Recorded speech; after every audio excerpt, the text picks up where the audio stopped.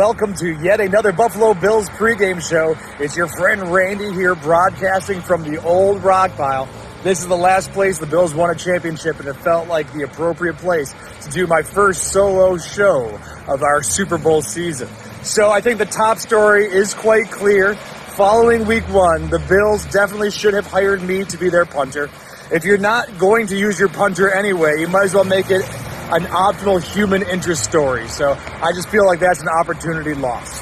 I think another good thing to talk about in terms of top stories is Brian Daboll, whatever his name is. Thank goodness he's gone, because it would seem Ken Dorsey has this offense finely tuned and ready to take on anything that comes their way, even be the Super Bowl champions that we handled quite easily. As the oldest brother of 8 children, I kind of recognized what the Bills were doing as they gave up 4 turnovers.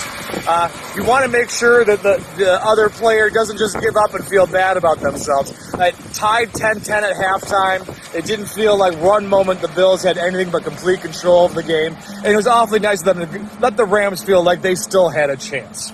As we look at the Bills on the offense side of the ball, of course, the 4 turnovers is a concern, but it seemed to me more of a fluke situations in almost every single case, and not something that's a systematic problem that we should need to worry about as a fan base.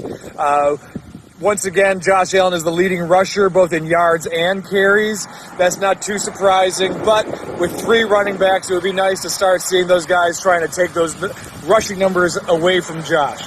On the flip side of the ball, a defense of the Titans that was not able to stop a comeback or big plays from Daniel Jones is not something that I feel like I have to spend a whole lot of time worrying about myself. So Godspeed to our offense, and just no one get hurt. When we face up against their offense, of course, the biggest concern is Derrick Henry. But in that regard, they are a very one-sided team, because after that, who is their biggest threat? Robert Woods with a ACL injury. I'm not worried. Westbrook-Ikhine, who got 1 catch in his NFL debut last week, does not seem like he's going to be the game-changing athlete and game breaker that a lot of Titans fans were hoping for, at least not yet at this point in his career.